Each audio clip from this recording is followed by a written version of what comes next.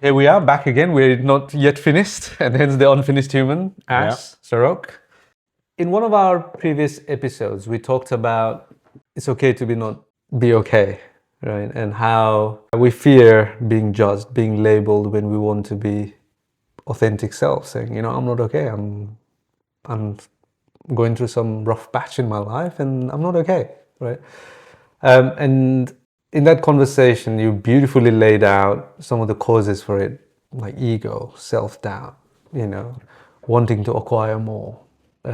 But every problem has a solution. I strongly believe that as well. I know you do as well, right? And I think both you and I also believe that the solution comes from within. Yeah.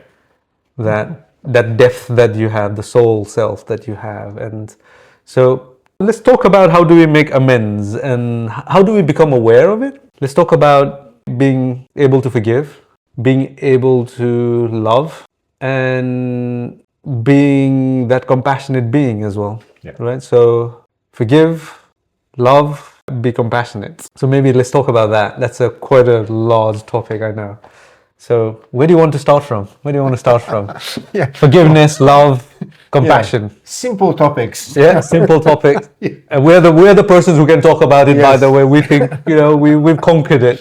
Yeah, absolutely, definitely. Work in progress. Work in progress. Yeah. And by the way, like before you start, anything that we are talking about is I can say for both of us that we are definitely not the experts, but it's something that we are trying to figure it out as well, and we're sharing. Absolutely, and sometimes a struggle with, just sharing our work in progress experience. Work in progress, definitely work in progress, I think amazing things to talk about. But the moment you say compassion, the person that comes to my mind is the 14th Dalai Lama, His Holiness. Oh, yeah, I love him. I love him. Yeah.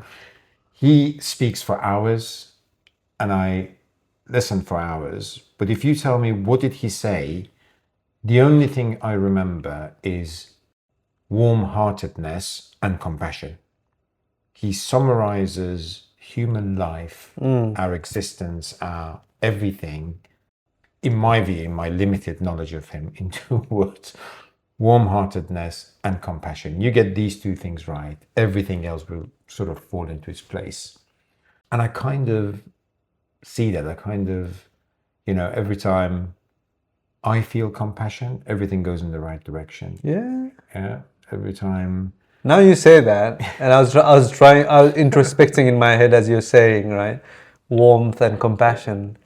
And I was coming to that same, not rushing to conclusion, but I was trying, like, putting through different use cases in my head. I was like, if I look at it from a compassionate lens, yes, I've got no problem with it. Almost no one can hurt you. Yeah. It's almost like you're... I'll only have problems with it when I want the results to go my way. Yeah. Or I want my voice to be heard and my voice to be the authoritative voice, or I want to end that conversation. Yes. Right? If it doesn't go in that direction, then anger. Yes. Because you forgive people because obviously they've done something in your view, and that therefore you are trying to forgive them. But what have they done that's so bad? Usually they've done something that didn't go with your plans or your interests or your ego. Yes. And they're marked as, yes, obviously a target to forgive later. But something that also comes to mind is anger is the poison that you drink and you expect the other person to die. Oh, I love it. That's a Sadhguru. Yes, I love that famous saying. I love it. It's like when you angry with somebody, and we all get angry, and it will happen, right? But it's just acknowledging that, okay, I'm feeling anger. I'm not angry. I'm feeling anger. I'm experiencing, detaching yourself from that, and then realizing that this poison is within you, within your mind and soul. And so the sooner you forgive, the sooner you get rid of that, if it occurs, or prevent that from happening, the better. Because it's the poison that you're drinking, hoping that the person you're angry with doesn't even know you're angry with them. Yes. Or if they do, they're not experiencing that sharp pain that you're experiencing right now. So yeah, that's another good one. Anger is what the poison you drink, and you expect the other person to die. So yeah. Yeah, you said something there, and I want to sort of double click on that. You said something about being able to forgive. Yes. Now, I think that's the problem. Yes.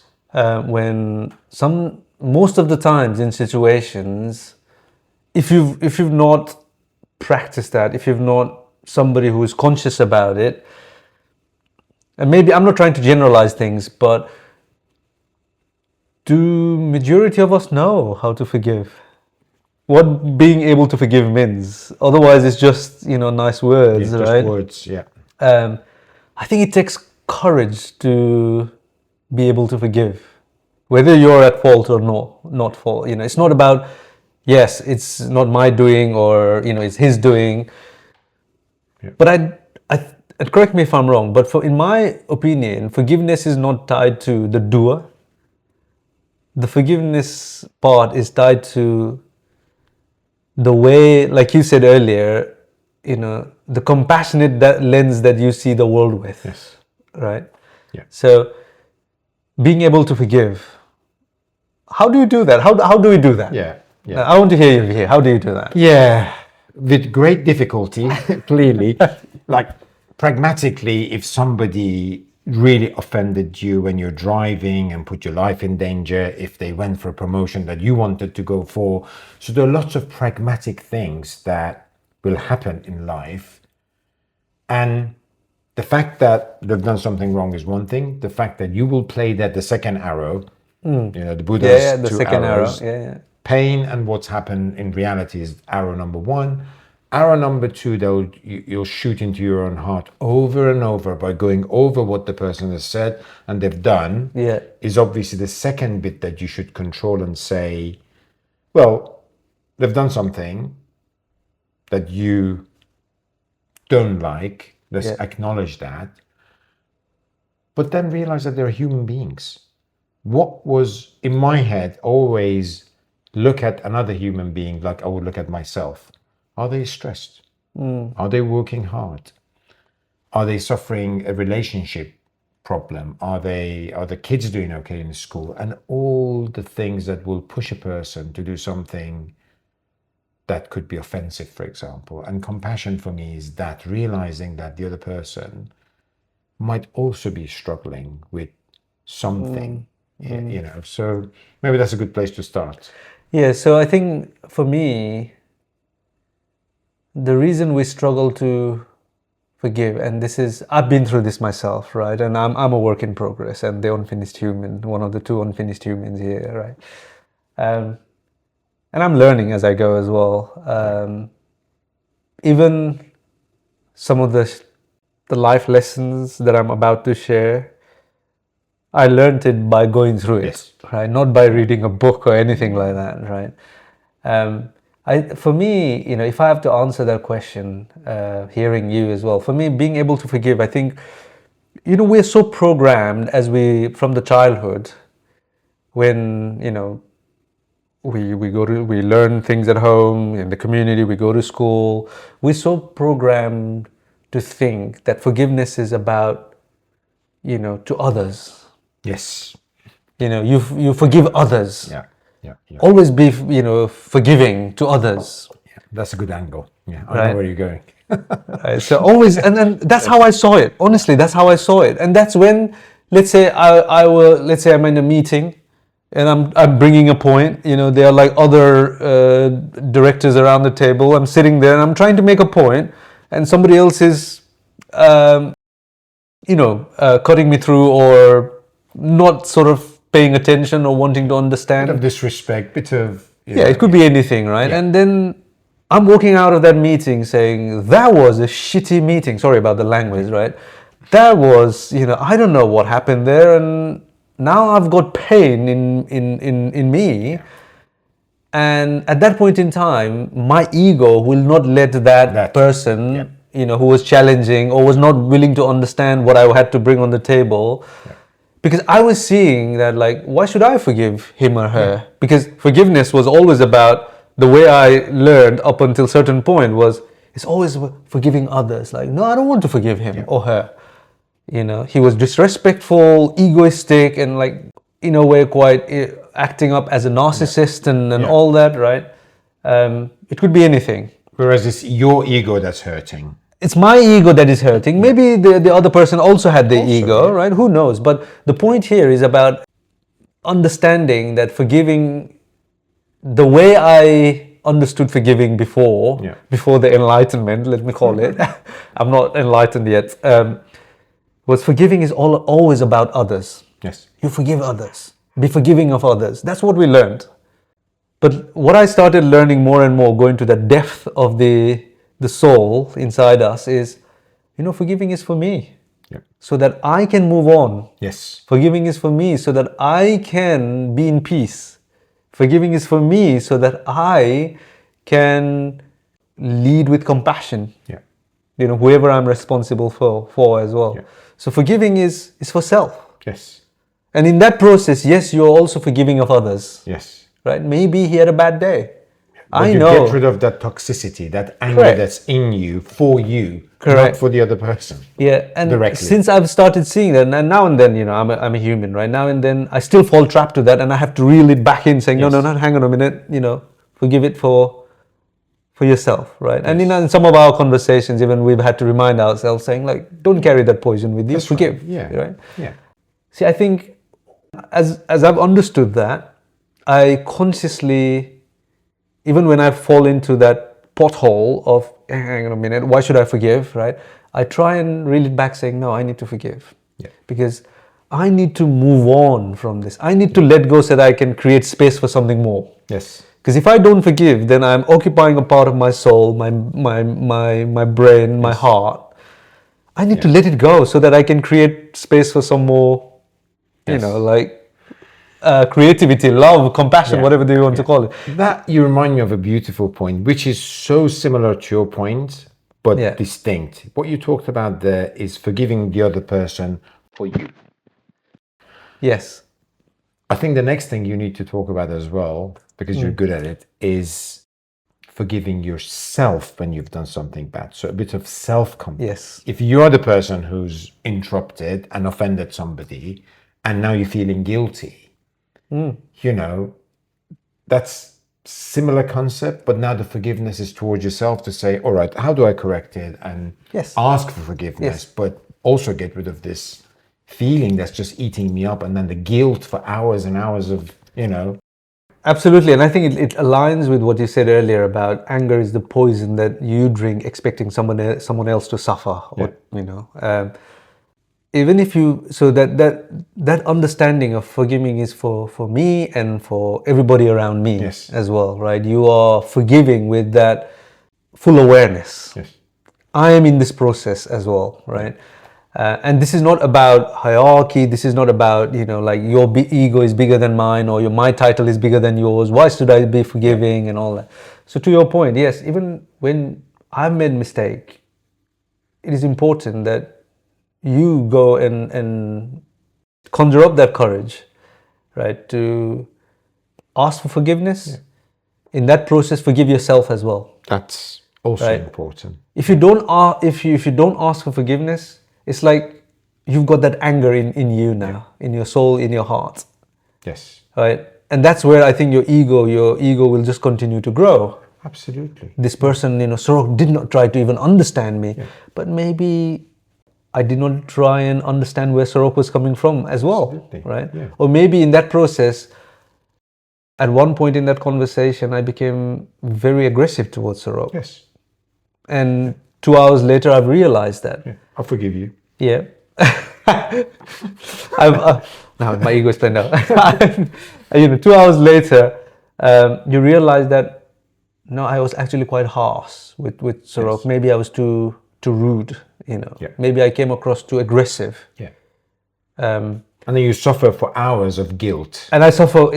For me, I might have not even noticed. So for me, it would have been like a small thing. You don't know that, right? Correct. But then you're the victim. Correct. Although you are the person who's been maybe offensive in your view. It's almost like you suffer twice, isn't it? You suffer because you carry that guilt. Many times. Right? In that example, you're carrying that guilt. I was like rude with Sarok, I was arrogant, I was, coming across egoistic person. The second thing is the longer you take to ask for forgiveness, to go to Sarok and say, I'm really sorry, bro. It wasn't me, right? It's just that I was having a bad day. Or did I offend you in the first place? Yes, right. I'm really sorry if I came across as that arrogant, egoistic being. Yeah.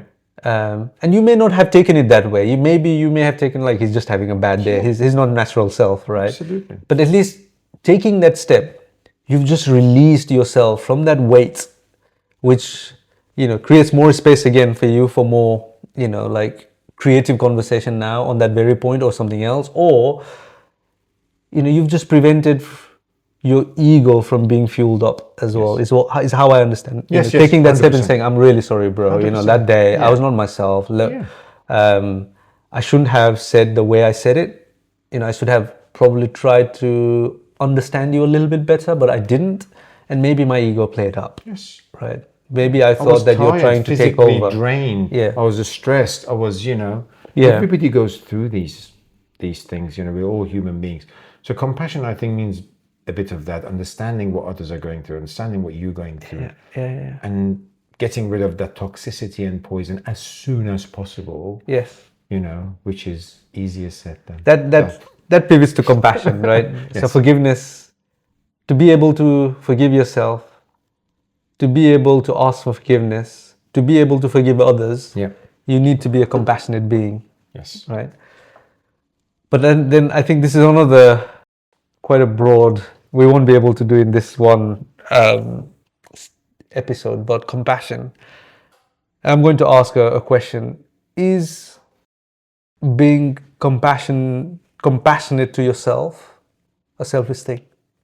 Putting yourself first in compassion, is that being selfish? You've opened a can of something there, which I think deserves a separate session. I'm happy to continue, but I think there you touching the concept of duality. Yeah. Duality in terms of us versus the universe. Mm-hmm.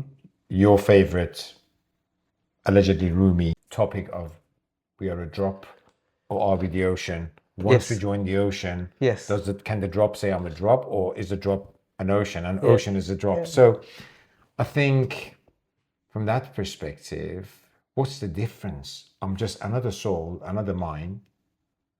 It's just that I have a little bit more access to this soul and this mind. And to be honest, not always. Yeah. Sometimes most people, there's a management framework called Johari, which we can talk about later, which is there are things that is a blind spot for us. You've seen people, everybody knows they are, I don't know, OCD about something, but they don't see that. So they don't understand themselves as well as they understand other people. So it's not like, because I am me, I understand myself much, much better. Not at all. That's why people go to therapists and gurus and other people and friends.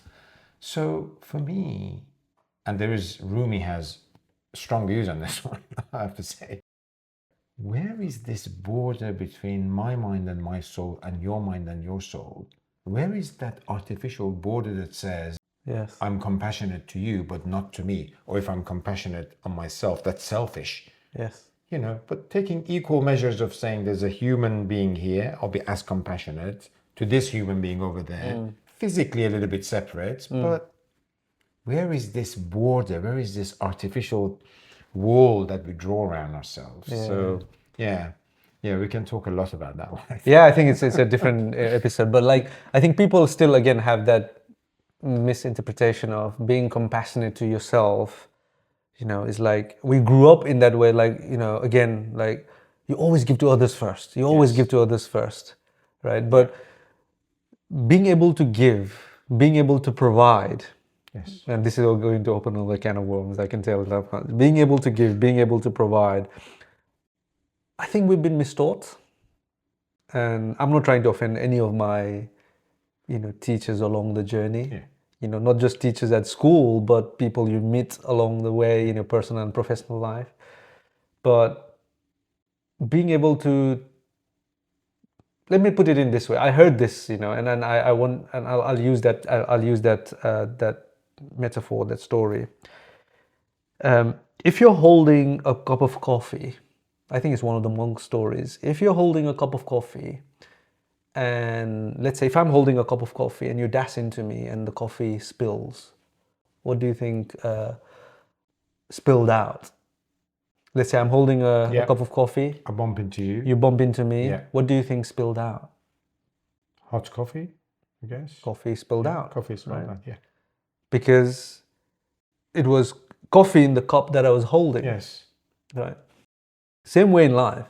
If you don't have compassion in you, in life you'll be going through challenges, right? Yeah. And if you don't have self-compassion in you, when life throws challenges at you, be it another person, be it a challenge, that you have to navigate, at work, in your personal life, if you don't have compassion in you and if you've just got anger in you, what is going to spill out when you hit the first bump? It's your fault. Yeah. Right? Like, for example, if you bump into me in that scenario, like, immediately somebody else. Can Sorok not see? Yeah. Right? Why is he like walking into me in this way? Why is he bringing things to me that doesn't make sense? Why can't he understand? That's the anger coming out from me. Right? It just frustrates me. But and if I had a victim, right? You become, you victimize yourself. Yeah. So if you've got to be able to give, you need to have that in you first. Yes. So hence, for me, being compassionate to yourself is not a selfish thing. Yes. It's actually one of the most humble and compassionate thing that you could do. Because if you don't have, you can't give. Right. Exactly. If you don't have, you can't give. Is it like when the oxygen in the airplane drops? That's right. They say don't, because if you pass out, you can't look after your child. So you first, and then you look after the. I never understood that for a long time, right? Whenever they used to say, if the oxygen mask drops first, grab it. You put your oxygen mask first. And I said, like, what a selfish thing to say, right? 30,000 feet above the air, we're flying, and one of the first things we humans can think of is being selfish. But that's the illiterate version of me. As you grow up and as you go through the life, then I realized that fact about, you know what, that's actually, if you pass out, how am I supposed to, if you and I are flying together, how am I supposed to help you, right? So for me, that I think the learnings 100%. Of being able to give, you need to have first. You need to have kindness. Even like talking in the materialistic sense, if you want to give to a homeless some money, you need to have money first. Yes. Go earn money, have some money, and then you can give it to the homeless. Absolutely. Otherwise, how will you provide to that homeless, right? Yeah. So that's that. So I see it from that lens, right? Yeah. So you spill out what you have in you, and if you're full of compassion, and if you're somebody who can practice self-compassion, anything that bumps into you, the only thing that is going to come out is compassion. Yes. Whether it doesn't matter whether you're at fault or you're not at fault, that's irrelevant. Yeah. Maybe, let's say, because of something that you did, I tripped on the floor. Or maybe something that somebody else did, I fell on the floor. Yeah. And you just happen to be passing by. You'll come and show that compassion because you're a compassionate being. If you're too black and white, saying, I'm running late for my flight, or I'll be late for my flight if I talk to this guy and try and help him, at the airport. The cleaner should have done a good, must have done a proper job, put a sign in saying slippery fall, right? And you're already blaming somebody else. Instead, if you had compassion in you, you'd come and say, are you okay? Yeah.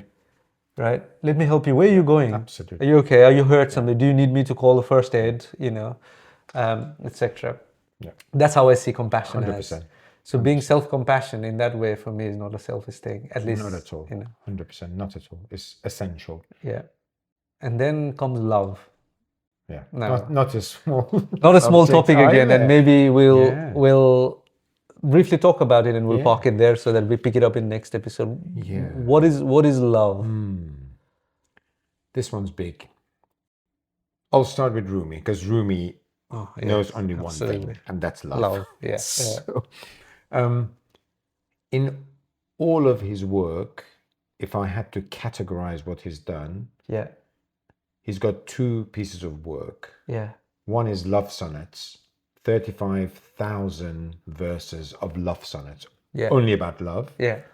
And then his teachings, which is in another piece of work, 25,000 verses of teaching and the story. The story that I usually tell Yes. are about this other piece of work when he's a teacher. In the love sonnets, he's an intoxicated drunk with love. Yeah. That's what he calls himself. So he's got huge amount of he's drowning in love. He and I'll explain that a little bit. And the second type, all the stories and teaching, is about unity, getting rid of this duality and becoming one as a consciousness, oneness with God, with universe, with everything. Everything connects in one. So if you talk about love, there is nothing else in his view. There is everything starts with love, everything ends with love. Love is a universal theory in his mind and practice that captures everything. And I'll be a little bit brave here because sometimes you have to be careful not to offend. That sort of sometimes is interchangeable with God. That there is only one thing, and that's love, and that's God, and that's universe, and that's everything. I'm sorry, I need to go get a tissue. I'm just welling up. I don't know why, but as you're saying, my eyes are just, like talking about love and the way you explained it. Yeah, I'll go get a tissue first. You keep saying things. I made my friend cry. That was very loving. No, the way you said it, I think, and I'll come to that. I don't want to interrupt your flow anymore. No, but absolutely. Yeah, go for it. No, I mean, like I said, we can talk about this a much bigger topic, but love is the cure. Love will fix everything. If you have love in you, the ego just dies. It's like shedding light on shadow. Yeah. It just, and these are his examples. The sun comes up, all the darkness disappears. When heat comes up, ice melts. In another example, he gives the example of a hen or mouse inviting a much bigger creature like a camel into his house, and the house is destroyed. When the butterfly, or moth in English, but butterfly in Persian, touches fire, it burns out, and the only thing is left is fire, and that fire is love. Yeah. So it just burns out everything, and you need bravery to be able to face into love. Just a few concepts. Now I'll tell you why I got, the way you were explaining it, and I was feeling love in that sense, right? And my heart went just quite fluffy around, and It does that. Love does that. yeah. And again, the misconception is love is about infatuation to another beautiful being, right? Like we only have known that, oh, I'm attracted to that lady, that girl, that woman, and that's love. And that's also love, right? Yes, 100%. That's also Yeah, love, absolutely. Or you're attracted to a thing or car or something, whatever. Recently, and then we'll pick this up in one of the few other episodes, because this is one topic that you've helped me quite a lot in to sort of understand in a quite a comprehensive way as well. And I know you've been through the same life journey yourself. One of the things I am in process of learning, and I'm loving it, is grief being part of love as well. Even grieving is a love, right? And as you were saying it, the only thing that was playing in my heart was, I'm still in the process of, you're talking something about loving the world and everything happening around the world and beyond. For me, when I lost my mother, all of a sudden I was in pain. I was in pain because obviously she was the first person to love me in this world, right? So her unexpected departure from this universe pained me, in fact, still, and I misunderstood grief. 'Cause I'm still in a grieving situation, but I'm starting to learn I'm grieving because that's my love towards my mother. Yeah. Right. And as you're saying it, that's why I started welling up, in that sense, because like the power of love is beyond this Beyond everything. eternity, right? Yeah. And in a way, grieving is love as well. And like when people ask me at the moment, I openly say that, I am grieving. I fluctuate between the two spectrums. But I say that, as part of my infinite love that I have in me, and unexpressed love that I have in me for my mother. Yes. And that's what grieving is Yes. for me as well. So I've got a different meaning, to grieving now. to grieving to love as well. A lot of right? people can learn a lot from, grieving with love.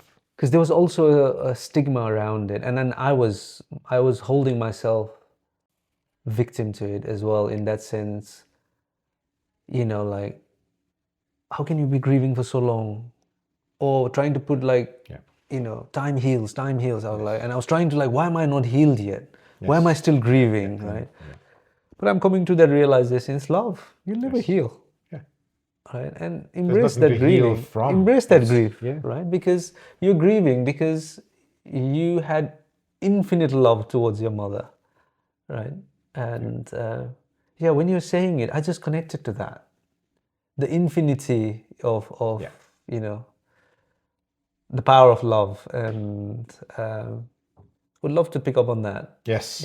I know you've lost both of your parents as well, and we've shared our moments, and but so for me, I think coming to the conclusion, it's okay to be not to be okay. And we talked about ego, we talked about self-doubt, we talked about wanting to be part of this race to just acquire gives birth to you not wanting to say that you're not okay, or being part of the echo chamber of saying I'm okay when you're not okay as well, because you've got to show that I'm strong. The way to make amend, the way to become aware and to make amend is practicing forgiveness to yourself, forgiveness to others, right? Doesn't matter, what was the trigger, who was at fault. It's irrelevant, that question, right?